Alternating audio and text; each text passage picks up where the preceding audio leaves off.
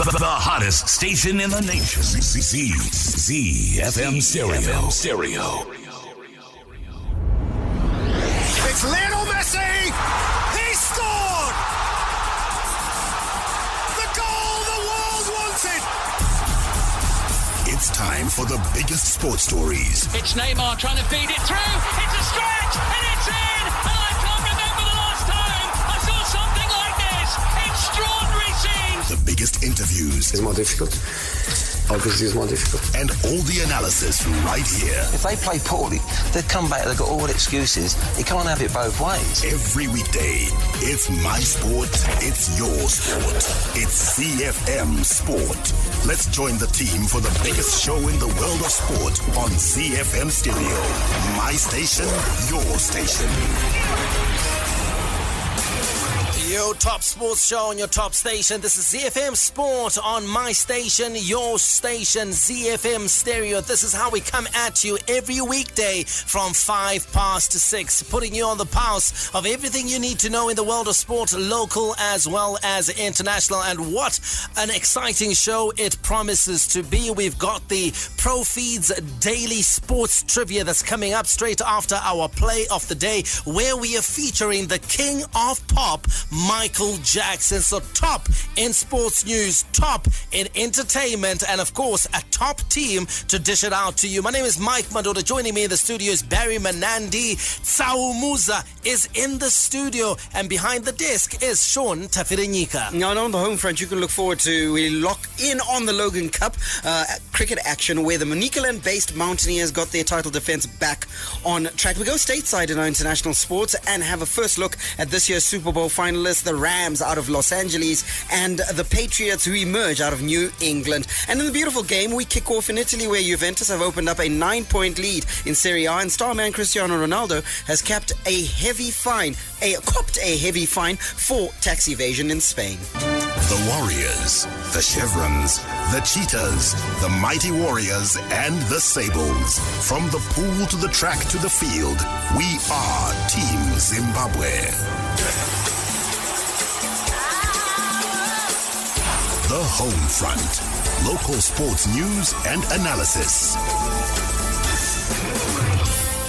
In cricket news, Mountaineers cruised, and that's because that's the only superlative we could use for this, to a crushing 10-wicket victory over Rhinos at RA Sports Club to bring their Logan Cup defence back on track within 2 days. The match had appeared evenly balanced overnight, but a batting collapse by Rhinos led to their following on and being bowled out a second time, and hand the reigning champions their first victory in 3 attempts this season. Let's give you the tale of the tape. Mountaineers in their first innings, 236 all out. Maruma with 91. Kaya with 56. Chisoro doing most of the damage of taking 4 for 22. And in their second innings, scoring 16 runs without loss. Rhinos now 80 runs in all out in their first innings, and then following on, as we said earlier, 171 all out in 44.5 overs. Tarisai Musakanda with 52, Kyle Jarvis with 23. Most of the bowling damage for the Mountaineers done by William Mashinge with 5 for 38. Fantastic figures for him, a 5-fer,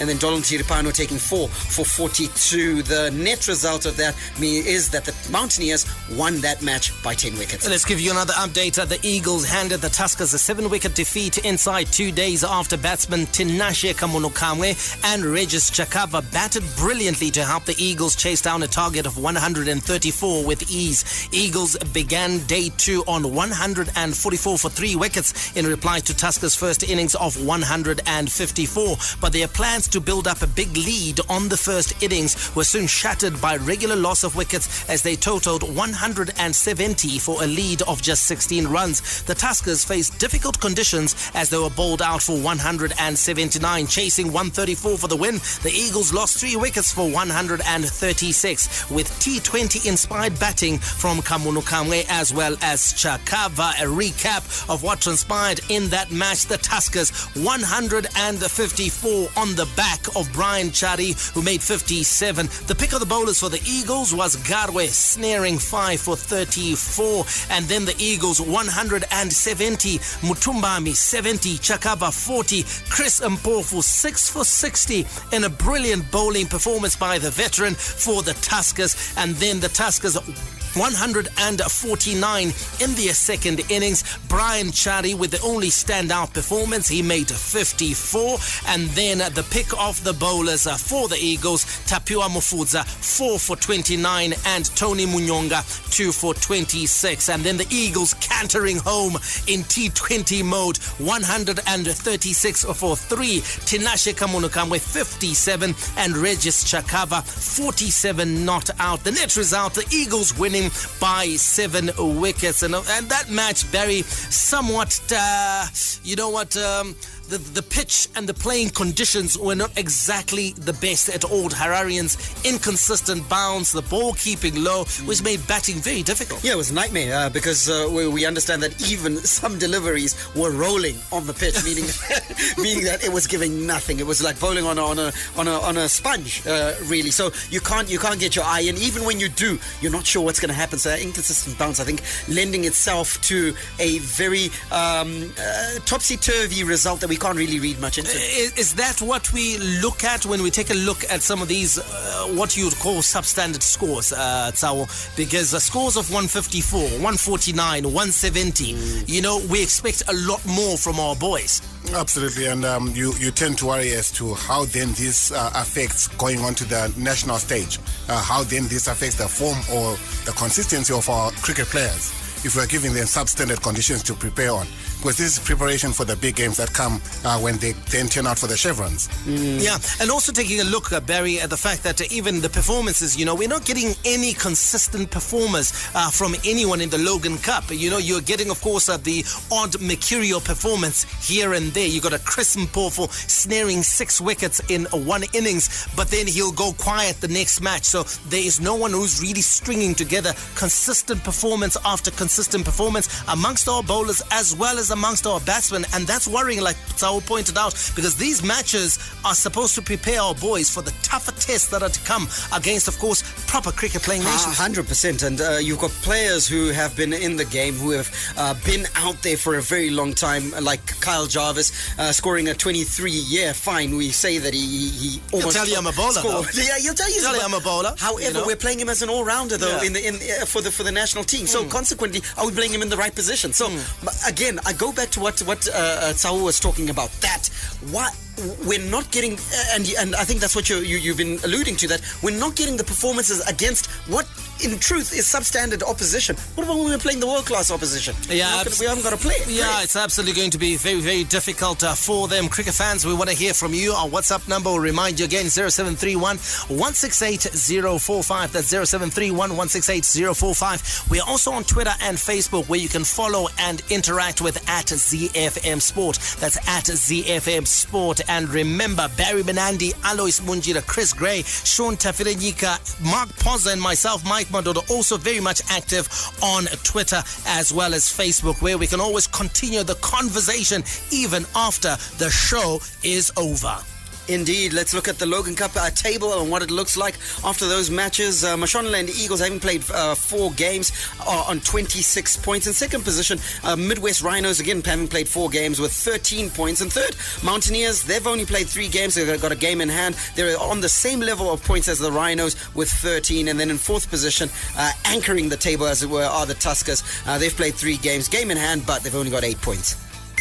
Hi, I'm Peter de Villiers, the national coach for Zimbabwe Rugby, and you are listening to ZFM Sports.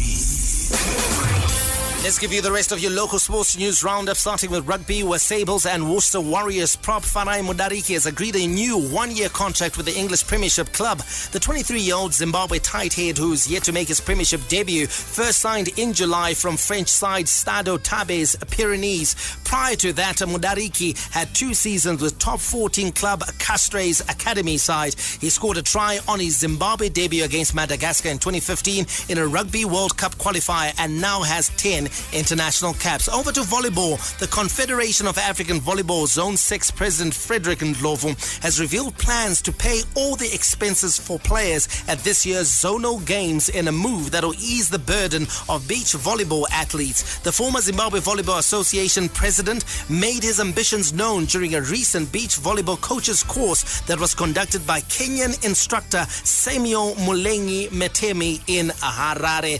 And we cap it off with football, where Zimbabwe Zimbabwe international Knowledge Musona says people should not judge him by his recent stint with Belgian Giants Anderlecht, where he experienced a frustrating outing before he was loaned out to bottom of the table side Lokeren. The Warriors skipper spent only 6 months of his 4-year contract before being farmed out by the 34-time Belgian Pro League champions. The Zimbabwe captain was unhappy that he was not given enough ground to prove himself at Anderlecht.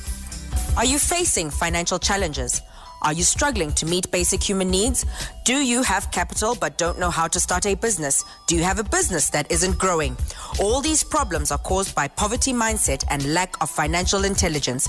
Whichever challenge you are facing right now, there's a one-stop shop for financial success. Introducing the Empowerment School of Wealth.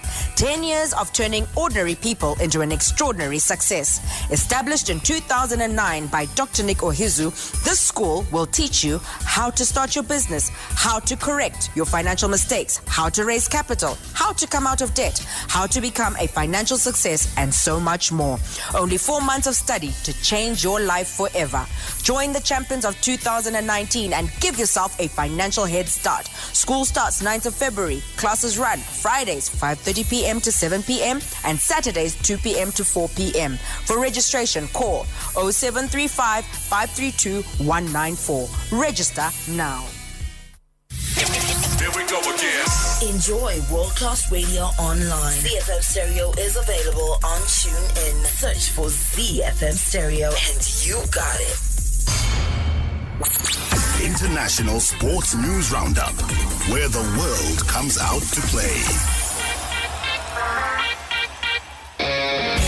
Whether it's the NBA or NFL, the best of America on ZiFM Sport.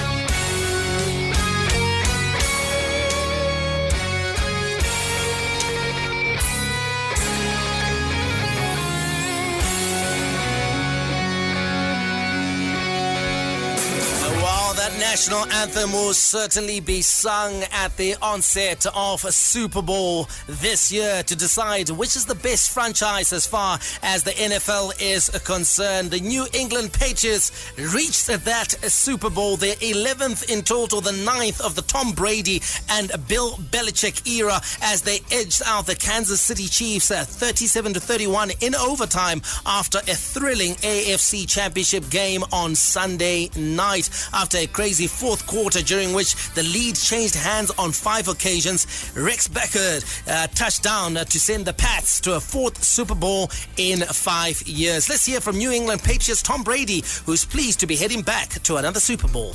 It's a great feeling. I think we've overcome a lot this year. Down but not out. And we found a way to play our best the last 4 games. Buffalo, Jets, had the bye, played great against Chargers. Played really well today, and we're going to need one more great game. So that was pretty great way to end it. I was probably as excited as I've been in a long time. And, a lot of things, one play here, one play there, could have changed everything, but that's football. You just part of playing sports and is just, staying in the moment. And, we always say one play at a time. You can't make up for things that happened in the past, and you just got to think about what you're going to do moving forward. Tom Brady there, quarterback for the New England Patriots, who are back at the Super Bowl with another chance to win it. But there's plenty to discuss, and of course, guys are chomping at the bit. But before we get there, let's just tell you what transpired, of course, in the other game. The Los Angeles Rams made it through to the Super Bowl 53 in Atlanta after clinching a dramatic 26-23 overtime win of the New Orleans Saints in the NFC Championship game. The Rams recovered from a 13-0 first quarter deficit to eventually tie the game up at 20-all and again at 23-all in the fourth quarter. Greg Zuerlein kicked a 48-yard field goal with 19 seconds left to send the game into overtime, and then won it with a 57-yarder after Drew Brees' interception in the extra period. So it is confirmed, gentlemen, Saul, that the two teams, of course, that will clash in the Super Bowl will be New England, and of course they'll be up against the LA Rams. And what a matchup it promises to be. But these are two teams, perhaps after 3 or 4 or 5 games into the regular season, that a lot of people would not have tipped to go all the way. you would have expected the one seeds, because in both, this was probably one of the rare times where you have a 1 versus a number 2 seed in the conference. So the New Orleans Saints were the number 1 seed in the NFC, the Rams being the number 2 seed. The number 1 seed was the Chiefs, the Pats being the number 2 seed. So, look, in terms of going where we are now, to say we've got a Super Bowl between the Rams and the Patriots have got a 41-year-old quarterback, Tom Brady. And you've got probably one of the young stars coming up in the league in Patrick Mahomes for the Chiefs. So really, very few people gave the old-timers a chance. Yeah. And Mahomes, a guy who is being actually labeled as perhaps the best player in the league at the moment. I'll tell you this. Watching him through the 16 games of the regular season and even in the first games of the playoffs, he is electrifying. He is undoubtedly one of those you wish to have a stellar career. This is a sport where one hit might just knock you off. So he has to stay healthy, but he is an electrifying guy. And it took Tom Brady, post-match, he visited the locker room and demanded to see the young chap. They had a discussion because he realizes just how great this guy could. Could he be the heir to the mantle, as it were? Because we're talking about Tom Brady here. We're talking about a guy who's won the ring multiple times. We're talking about a guy who's known, a guy who's a brand, a guy who's literally the face of New England Patriots. And we're talking about the one young upcoming guy. Is he the one that you see as perhaps stepping into Brady's shoes if Brady retires anytime soon? On talent alone, what he possesses is very exciting. He is your triple threat quarterback. He can stay in the pocket, he's got a strong arm, and he can actually move on his feet. And he's added a new dimension to this. This guy does throw no-look passes. We associate no-look with basketball and soccer. And now we're hearing about it in the NFL. Patrick Mahomes, he is that exciting. He's inventing or trying to create another angle to the quarterback position. So in terms of being an A, I would say probably what could undo him is what Tom Brady has had throughout his career is he's one great coach. Bill Belichick has. There is very few coaches in sport, in all of sport, that come across as a Bill Belichick. For Patrick Mahomes, he's got Andy Reid, and Andy Reid, I think he's your old school coach, Mike. He's your guy who goes by the book. Bill Belichick pushes the book. As you know, so many cases the New England Patriots, be it Deflategate, be it Spygate, he does. He's always trying to stay ahead of the game. Now, so talked, of course, about the great combinations, Barry, when it comes to the coaches and players. You know, he's just given, of course, Brady and Belichick. We go even to soccer. We saw the combination of, say, Alex Ferguson and Ryan Giggs. You know, all the great managers, all the great coaches have always got that trusted hand that they lean on, especially in the big games. Yeah, 100%. I mean, like, you can add there Michael Jordan and Phil Jackson. Phil Jackson, yeah. I was going to also add another player. I actually think Pep Guardiola had the best of Lionel Messi. Yes, and this is two football geniuses. Of course. And that's why that Barcelona team conquered everything before it. Shaq Hansen and Richie McCaw as well. Richie McCaw, 100%. And going back to the NFL, you look at Tom Brady and what he's achieved in his career. You cannot discount the impact, and I agree with Sal, that Bill Belichick has had on his career, because what you get is that, okay, we see the minutes that they play in front of us, in other words, on game day. What's happening on the training field is goes far and beyond that, because Bill Belichick is consistently in Tom Brady's ear and advising and telling him not only how to run the plays, but also how he can mix it up and remix those plays depending on whatever's coming at him. And also Brady seems something of a phenom, isn't he? Because in an era where the modern sports athlete is well cut, he's got a six-pack, you know, is looking trim, could be on the cover of any magazine. And then you get Tom Brady when he takes off his shirt, Saul, he looks like a guy who's got a model wife.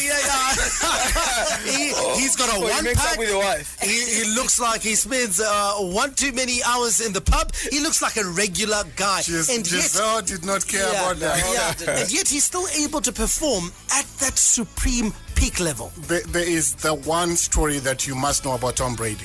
I think this motivates Tom Brady more than anything else. It's draft story. Tom Brady is the number 199th pick, 6th round draft for the New England Patriots. So the story is as follows. Each time Brady goes into a season, he thinks of all the quarterbacks that were picked ahead of him. Up to number 199. He waited for 3 days to be drafted. To a team. So there is that personal. So when you say is Patrick Mahomes the heir to Tom Brady's, I don't know what motivates the young guy. But the Tom Brady folklore, the story, the tale, the fairy tale that is Tom Brady has got this. He was even in scouting. When the scouts were doing their work when he was in high school for Michigan, Tom Brady was not even considered by the scouts. So he's got a personal drive. And I think it's always wanting to get 6 Super Bowls for the 6 QBs that were picked ahead of him. Yeah, and when you're picked that low, Barry, it motivates you to work hard. You know that, you know what, it's not my talent that's putting me out here. It's my work ethic more than anything. And that's what Tom Brady, he's managed, of course, to develop that skill set that's needed to be a world-class, if not the top quarterback in the league. But he's also added a work ethic and a knowledge and a study and an understanding of the game. And that's exactly what I wanted to add on to what Sawa was saying, in the sense that this is a guy who has perfected technique, and they did something, I think it was in the third quarter of this game, where they did a super slow-mo of him. I think it was a second down, he throwing the ball, and they talked about the way that his body remains absolutely still, and he generates everything with his arm. So that technique, that ability to do that that's not something you're born with. You have to work at it. So 100%, he had the work ethic to get it done. Obviously, it doesn't do the sit-ups that he has to do. No. As we wrap it up, I'm going to give you the final word, and I want your call on this one, because we just want to take a look at what transpired. 4 quarters weren't enough for the New England Patriots and Kansas City Chiefs on Sunday, as the teams needed overtime to settle their differences in that championship game. Patrick Mahomes and the Chiefs' explosive offense never touched the ball in the extra frame because of the way the rules are. What is your call? Do they change those rules to allow the other team the right of reply, as it were, or do they keep things the way they are? Change the rule.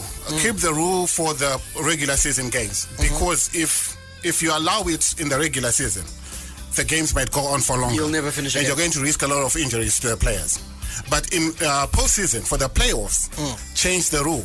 Because everybody will say, like in this case, New England won the toss. In most cases, you get guys that will probably defer and say, no, we are going to give you the ball. They called, when it was called heads, the players called, we want the ball. Because they trust their guy. They trust Tom Brady is going to lead us up the field. Not for a field goal, but we are going to get a touchdown, and that's game over. So the rule has to change for the playoffs, Mikey. 100%.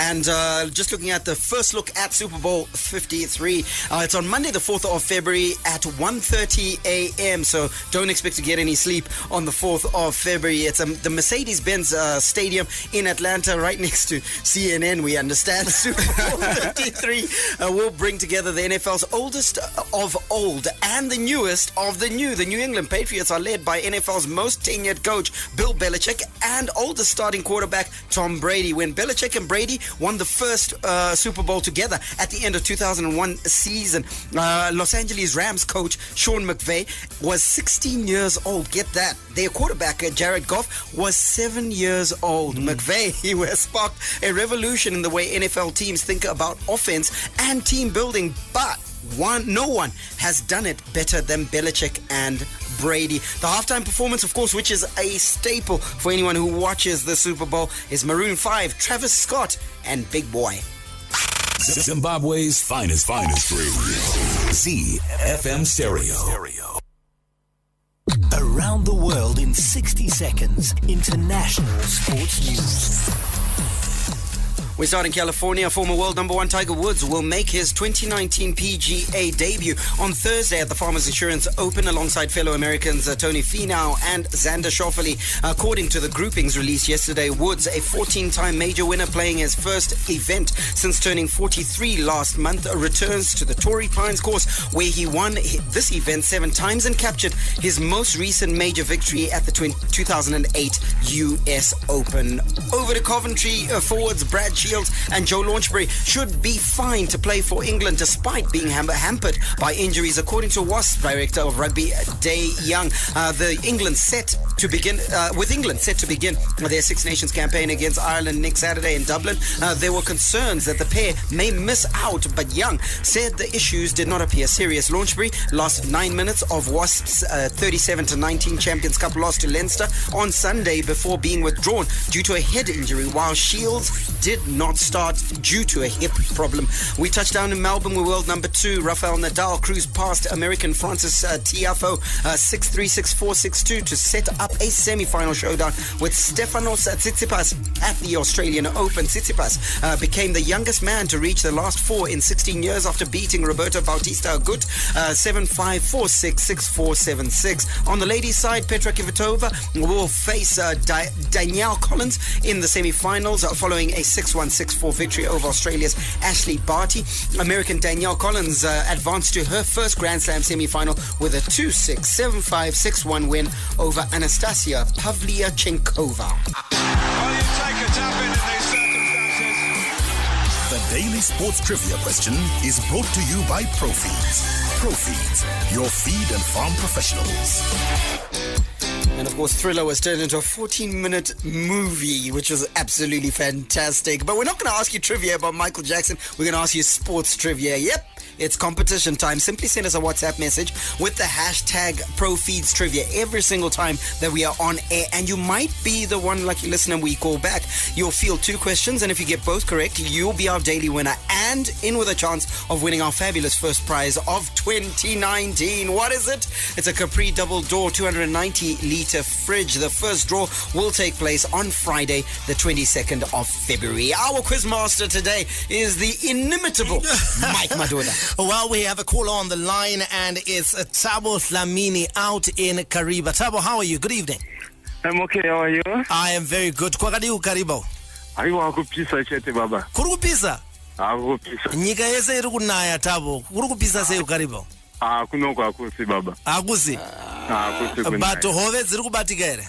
Hove dzizere varungu. Zakati ti. Tudzidawo Thabo.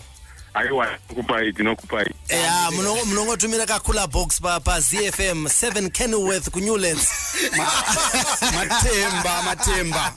Now, Thabo, are you ready for your 2 questions? The format is, the first question is from Zimbabwe, it's local, and then the second question is international. Yes, I'm ready. Okay, question 1. In what year did Dynamos make the final of the CAF Champions League? Is it 1996? 1997 or 1998? 1998. Well done, Thabo. 50%, you are nearly there. You, of course, you're fighting for that chance to be in the final draw for that Capri double door 290-litre fridge. Your second question. The famous sporting venue, which is known as the Madison Square Gardens, is located in which American city? Do you need a clue?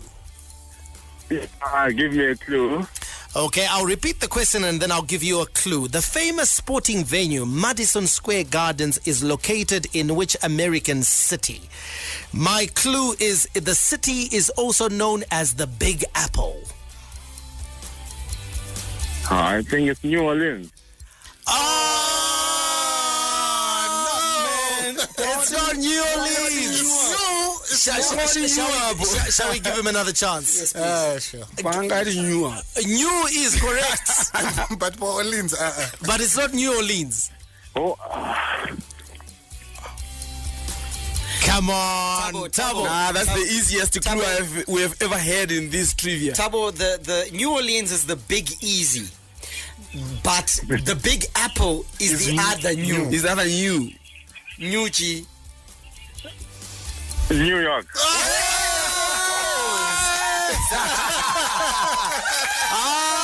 Listen to the fan club. Panga pato omega Tabo. Panga paka oma. Panga paka oma mdala but wapinda. Wamanikidzira wena wapinda. Ndinotenda Mwari. And so you will be in that draw for that Capri double door 290-liter fridge. Well done, Tabo, and thank you so much for listening in to ZiFM Stereo out in Kariba. Thank you. It's okay. Cheers. The Daily Sports Trivia question was brought to you by Profeeds. Profeeds, the performance feed. To all you Twitter heads, connect with ZiFM Stereo on twitter.com/ZiFM Stereo. /ZiFM Stereo.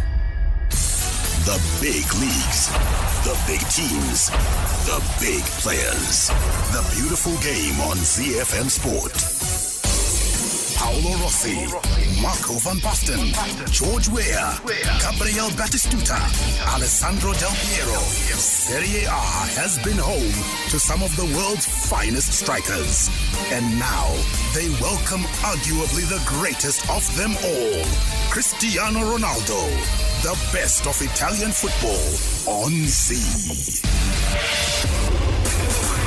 Italy is our takeoff point, and Juventus eased to a 3-0 win against Chievo Verona last night in Turin to extend their lead in Serie A over the chasing pack. Douglas Costa opened the scoring for the hosts before the quarter hour, finishing off a mazy run from a counter-attack with a 20-yard strike to beat Chievo keeper Stefani Sorrentino. He looks all of 50, this fella, but in an absolutely outstanding game. Juve took a 2-0 lead to the dressing room after Paulo Dybala set up Emre Can for the easiest of finishes following an intricate team move just before the half-time whistle. Juventus ultimately found their third before full-time through a Daniele Rugani header from close range after Chievo conceded a free kick just outside the left edge of their penalty area. And of course, Juve, the old lady as she is called, could even afford the luxury of Cristiano Ronaldo missing a penalty after the break when Sorrentino denied his attempt after Masiabani handled in the box. And you've got to say that Juventus ultimately, I think,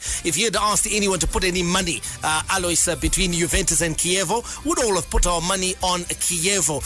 And the only surprising thing, Ronaldo unable to convert from the penalty spot. Yeah, but he used to score a lot of penalties, but I'm not surprised anymore these days. He doesn't. The percentage conversion rate seems to be going down. It's really going down from the penalty spot. So what could be the cause? What could be the cause of that? Because there was a time when Ronaldo was a sure bet. Yes. From the penalty, you knew that if it was a penalty, Ronaldo goal. Yeah. But over the last sort of like 2 seasons, we have begun to see a frequency on him missing. And his penalties being saved. I think he's overthinking it. He thinks that people now know how he takes penalties, and he thinks too much. He has got the power. That's the beauty about the penalty. He has got the power. He just needs to pick a spot and hit it so hard. He has got the technique. But I think he's overthinking it. He wants to try different things, different penalties. That he's not consistent with his penalties. Even myself, I don't exactly know what kind of penalty he's going to take at any given time. And striking also is a confidence game, isn't it, Louis? Yes.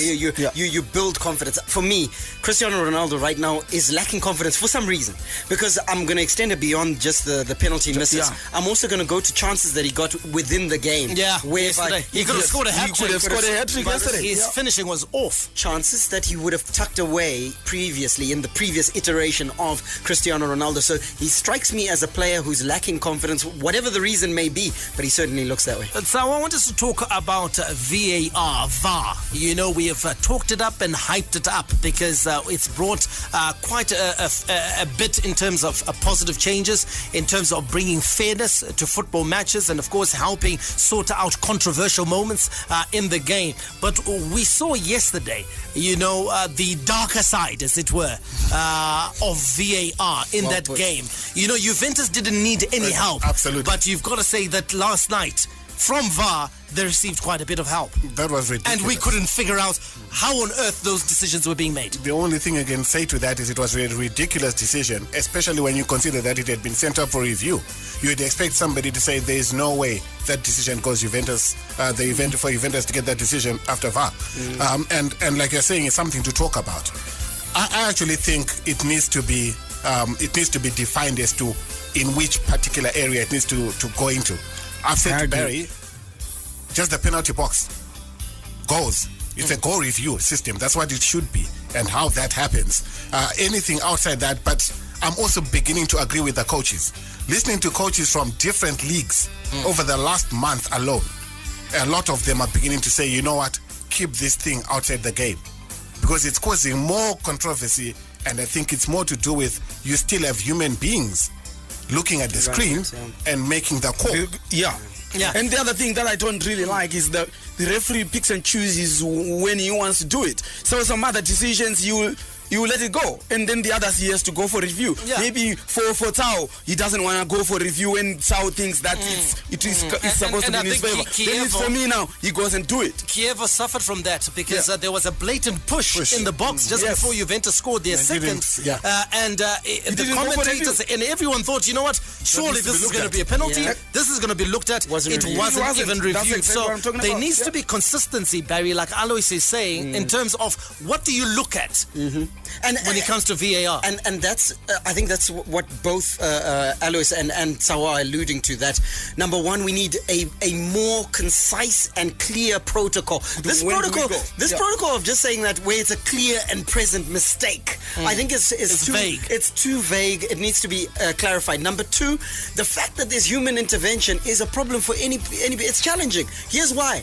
Notice how there hasn't been big discussion on goal line technology. Everybody's accepted it. It's worked perfectly because now we know that the ball is 100% over the line. But in mitigation, Barry, you can never remove the human intervention. Agreed. Because someone is going to have to make a call. Agreed. Unless you're expecting a little robot to run into the field and say, "Hey guys." So let's rely on the center referee. But you can help it. No.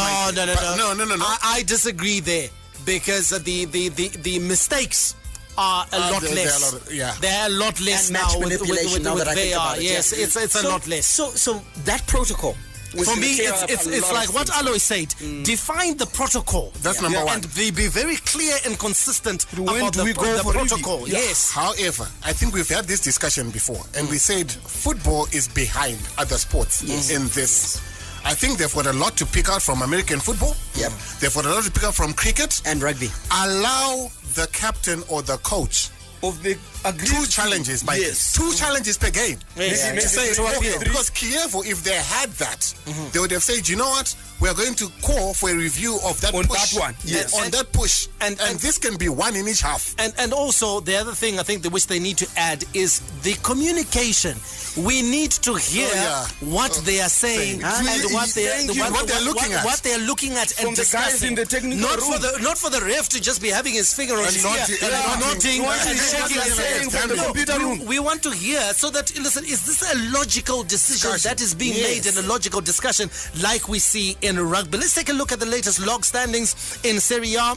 Juventus miles ahead, country mile ahead, you would say. They have 56 points. Napoli is in second. They have 47 points. And then, again, further behind, in third place is Internazionale, popularly known as Inter. They have 40 points. And then a further 6 points behind them is AC Milan. And then it gets really tight after AC Milan. Roma is 1 point behind Lazio, 2 points behind Atalanta, 3 points behind Sampdoria, 4 points behind. So there's a real tussle for that fourth and final Champions League place. Your leading scorers, Fabio Quagliarella, has got 14 goals together with Cristiano Ronaldo. And then Duvan Zapata, courtesy of those 4 goals he scored for Atalanta this past weekend, has got 13 goals. Piatek has got 13 goals. Ciro Immobile, leading scorer last year, has got 11 goals. Let's talk about Cristiano Ronaldo now. He's pleaded guilty to tax fraud and received a 2-year suspended sentence and a £16.7 million fine. Ronaldo struck a deal with Spain's state prosecutor and tax authorities last year over his punishment. The agreement will cost him nearly 19 million euros in fines. The charges relate back to his time when he was a player at Real Madrid. Cristiano Ronaldo even took the time to sign autographs. Cristiano Ronaldo even took the time to sign autographs, which is a very, very interesting turn of events, meaning that he's quite happy with the suspended sentence. But we know how the tax laws work in Spain. It's much ado about nothing, really. It's money. As long as you can pay, it's okay. Yeah, but you know what? It's a criminal record. I don't understand. What I don't understand is this. Here's a guy who a couple of years ago buys his agent a Greek island for his birthday as a birthday present, and you've got Jorge Mendes who manages millions, hundreds of millions in wealth. I'm failing to understand how they get caught up in this, because you'd like to think that these are guys with someone like Mendes as your agent. Surely you can't. It speaks into the integrity of Mendes, though, because we are assuming, because Mendes is an intelligent man, we're assuming that he's got integrity. He might not have integrity because and it seems to be consistent with these footballers, because Ronaldo is not the first one. Absolutely. We go through a list here. Lionel Messi was sentenced to 21 months in jail and fined more than 2 million. But remember what that was, Mikey. Yeah, but that was tax evasion. But remember what it was, because this stems after the Panama Papers were revealed. This is where it's coming from. At least what I appreciate in this case is here is a guy who took his money to a tax haven against whatever laws that are there, like Barry is saying, they've got complex tax laws in Spain. Yeah. But you can see that, you know what, that's why for me, even when you read, it's fine. So that's hefty as this. But even if you take a look, but there's a long list of other people, like Alois has pointed out, Jose Mourinho, Mascherano, Angel Di Maria, Samuel Eto'o, Radamel Falcao. I mean, those are all guys. And perhaps it's the value we place on the money. Correct, yeah. You know, because we think because perhaps they're worth $500 million and they're worth 200 million. So, you know what, they should pay. Guess what? It's a lot of money. It's a lot of money for them. So they're thinking, you know, they try to squeeze and try and beat the system whenever they can. And it's mostly the endorsements, isn't it, Barry? Because, you know, they can keep track of your salary, your wages, which you're getting in a particular league. Easy to track. But the endorsements are coming from different countries. You could be endorsed by a Japanese company, from a German company, from an American company. So those are the income streams now that they try and play around with to beat the system. 100%. And again, it's not just footballers. You've got big companies like your Googles, your Apples of this world. They're in tax issues because what they're saying is that we're not operating in your jurisdiction. We're not going to pay your tax. The league that makes football oh so beautiful, where artistry and strokes of genius are the order of any day, where the game is played with a smile and the little master creates his magic. It's Lionel Messi! All the news from the Spanish La Liga on ZiFM Sport. The goal the world wants it! A quick update from Spain. Barcelona have signed Sao Paulo's Kevin Prince Boateng, the former Ghana international, on loan until the end of the season. Sources have told ESPN that Boateng's deal includes a fee of €1 million and an €8 million option to make the move permanent at the end of the season. Boateng arrives to bolster Barca's forward line after the sale of Munir El Haddadi to Sevilla earlier this month. Munir's exit left the La Liga leaders without a backup for Luis Suarez, and coach Ernesto Valverde has been open about his desire for the club to add another body in January. All the rivalry. The captain likes the touch paper. It is blue touch paper. Always him on Derby Day. All the stars. Absolutely brilliant again from Mo Salah. The twinkling feet, the ice cold finish, the Egyptian on fire. And all the game-changing moments. Aguero! All the updates from the Premier League on ZiFM Sport. This is the league we want to watch. Now, UEFA is predicting league leaders Liverpool will become the first football club to post pre-tax profits exceeding €100 million in their 2017-2018 financial accounts. European football's governing body has produced its club licensing benchmark report and stated that Liverpool are expected to break a record set by Leicester City in 2017. Leicester posted net profits of €98 million the season after they won the Premier League title, but Liverpool are expected to surpass that amount in 2018 as their income was significantly boosted by £142 million sale of Felipe Coutinho to Barcelona. Good bit of business that by Liverpool, certainly. It's a good omen for you guys. Yeah, Leicester won the league. They never missed it. They didn't really miss Coutinho. Yeah, and they made so much money. Yeah, and I also think as well, I think we need to,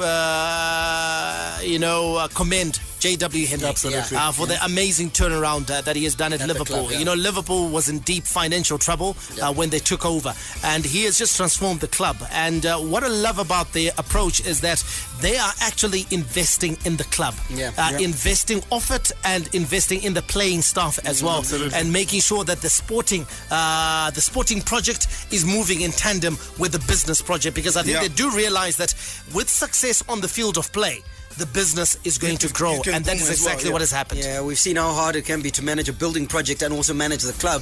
They built that new stand. We've got countless examples. Arsenal, Spurs, they've struggled with building and managing the club. J.W. Henry has done well, doesn't he? Fast becoming your model club in England.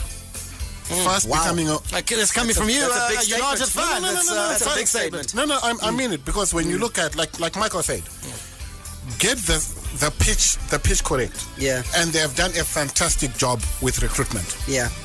Like we've all seen, they have arguably the best squad right now in the league. And that's it.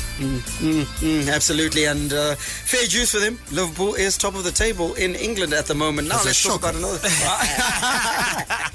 Did I just remind you there? Let's talk about Arsenal. Now their defender Hector Bellerin will miss the remainder of the season after scans confirmed he has suffered an anterior cruciate ligament ACL rupture. The club have said Bellerin was taken off on a stretcher after 72 minutes of his side's 2-0 victory over Chelsea and will be out of action for the next 6 to 9 months in an area of the field they can ill afford to lose anyone. I thought it's an injury they could have done without. But they, of course, this is the transfer window. It's still open. And so they have an opportunity perhaps to dip into the transfer market and take a look at some of the options that are available, because I think they need someone defensively, Arsenal. In attack, they're okay. They're able to hurt you, Arsenal, but at the back, they always look like they can concede goals. Yeah, they are very light, and they did not need this, absolutely. And look, no one wishes this on any player. Yeah, it was really sad. When I saw it happening, I actually told my friend that cruciate, because the way it happened, it's exact cruciate straight, because he was going for the ball and he wasn't tripped, and his leg, when it stepped onto the ground, and when it went like that, I knew that cruciate is gone. Oh my goodness. And so Hector Bellerin's cruciate is gone, and we are gone because we have to go. We're out of time. May God richly bless you. That's my story, and I'm sticking to it. Manandi, out. Be sure to catch ZiFM Sport every weekday on ZiFM Stereo. My station, your station.